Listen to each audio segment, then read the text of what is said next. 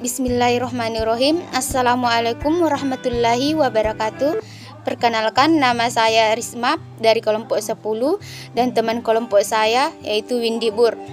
Baiklah, saya di sini sebagai pemateri pertama dan kami akan menjelaskan materi yang berjudul Resiko Teknologi Informasi. Langsung saja, resiko teknologi informasi yaitu merupakan suatu proses identifikasi kerentanan dan ancaman terhadap sumber daya informasi yang digunakan oleh sebuah perusahaan atau organisasi yang dilakukan oleh manajer IT untuk mencapai tujuan bisnis, mengurangi risiko, dan menyeimbangkan pengeluaran dalam mencapai keuntungan dan melindungi teknologi informasi perusahaan tersebut.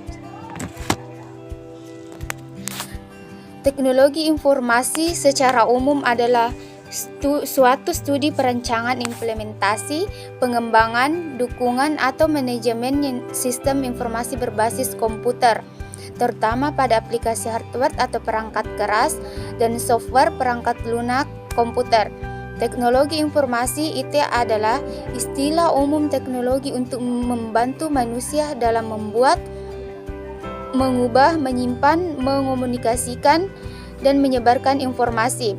Teknologi informasi merupakan suatu teknologi yang memiliki fungsi dalam mengelola data, memproses data, memperoleh, menyusun, menyimpan, mengubah data dengan segala macam cara untuk mendapatkan informasi yang bermanfaat atau juga berkualitas. Pembahasan selanjutnya yaitu faktor resiko. Faktor resiko terbagi menjadi 4. Pertama, katastrofik atau bencana. Kedua, kritikal atau kritis. 3, marginal atau kecil. 4, negligible atau dapat diabaikan. Dan pembahasannya yaitu katastrofik atau bencana, yaitu pada level ini tingkat ancaman dapat dikategorikan sangat merusak, di mana sumber manusia memiliki motif besar saat melakukan kegiatannya. Dampak yang ditimbulkan dari tingkat ini dapat membuat sistem tidak berfungsi sama sekali. Sedangkan kritikal, yaitu level ini dapat dikategorikan cukup membuat merusak sistem IT, akan tetapi penggunaan kontrol yang diterapkan pada sistem telah dapat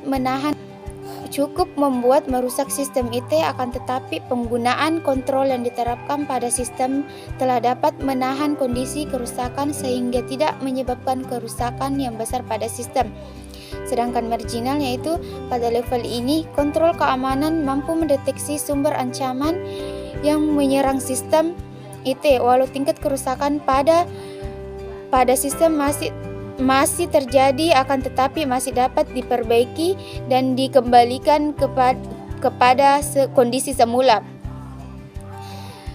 Negligible, yaitu pada level ini sumber ancaman tidak dapat mempengaruhi sistem, di mana kontrol atas sistem sangat mampu mengantisipasi adanya kemungkinan ancaman yang dapat mengganggu sistem. Pada pembahasan selanjutnya yaitu proses manajemen risiko teknologi informasi, terbagi menjadi 4. Pertama, mengidentifikasi risiko. Kedua, menganalisis risiko. Ketiga, mengevaluasi risiko. Dan keempat, memantau dan mempertimbangkan risiko. Pada pembahasan selanjutnya yaitu penerapan manajemen risiko, POJK 4 tahun 2021 tentang penerapan manajemen risiko dalam penggunaan teknologi informasi oleh lembaga jasa keuangan non-bank telah berlaku sejak 17 Maret 2021. Setelah ditetapkan oleh Ketua Dewan Komisioner OJK Wimbo Santoso dan diundangkan oleh Menteri Hukum dan Hak Asasi Manusia atau HAM Yasona Haloli. Itulah materi yang saya jelaskan, kemudian materi selanjutnya akan dijelaskan oleh teman saya. Wassalamualaikum warahmatullahi wabarakatuh. Perkenalkan, nama saya Windy Bur. Di sini saya akan melanjutkan materi selanjutnya, yaitu layanan perbankan elektronik atau e-banking. E-banking juga dikenal dengan internet banking.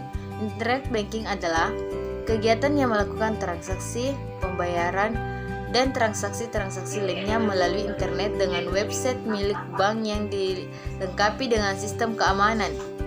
Dari waktu ke waktu, makin banyak yang menyediakan layanan atau jasa internet banking.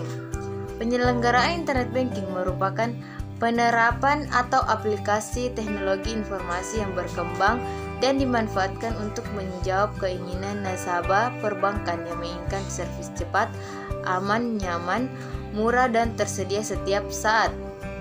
Aplikasi teknologi informasi dalam internet banking akan meningkatkan efisiensi, efektivitas, produktivitas, sekaligus meningkatkan pendapatan melalui sistem penjualan yang jauh lebih efektif. Tanpa adanya aplikasi teknologi informasi dalam internet banking, maka internet banking tidak akan jalan dan dimanfaatkan oleh industri perbankan.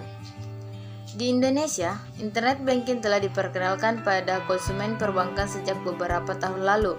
Beberapa bank besar, baik BUMN atau swasta Indonesia, yang menyediakan layanan tersebut seperti BCA, Mandiri, BNI, dan bank lainnya. Adapun persyaratan bisnis dari internet banking antara lain, aplikasi yang mudah digunakan, layanan dapat dijangkau di mana saja, murah, dapat dipercaya, dan dapat diandalkan. Selanjutnya yaitu internet banking telah memberikan keuntungan kepada pihak bank antara lain business expansion, customer loyalty, revenue and cost improvement, competitive advantage, new business model. Business expansion. Dahulu sebuah bank harus memiliki sebuah kantor cabang untuk beroperasi di tempat tertentu. Kemudian hal ini dipermudah dengan hanya meletakkan mesin ATM sehingga dapat hadir di tempat tersebut. Kemudian ada phone banking yang mulai menghilangkan batas fisik di mana nasabah dapat menggunakan telepon untuk melakukan aktivitas perbankannya. Kedua, customer loyalty. Khususnya nasabah yang sering bergerak atau mobile akan merasa lebih nyaman untuk melakukan aktivitas perbankan tanpa harus membuka akun di bank yang berbeda-beda di berbagai tempat. Ketiga, revenue and cost improvement. Biaya untuk memberikan layanan perbankan melalui internet banking dapat lebih murah daripada membuka kantor cabang atau membuat mesin ATM. Selanjutnya, competitive advantage. Bank yang memiliki internet banking akan memiliki keuntungan dibandingkan dengan bank yang tidak memiliki internet banking. Dalam waktu dekat, orang tidak ingin membuka akun di bank yang tidak memiliki fasilitas internet banking. Terakhir yaitu new business model. Internet banking memungkinkan adanya bisnis model yang baru. Layanan perbankan baru dapat diluncurkan melalui web dengan cepat. Mungkin itu saja materi saya. Sekian dari kelompok kami. Terima kasih.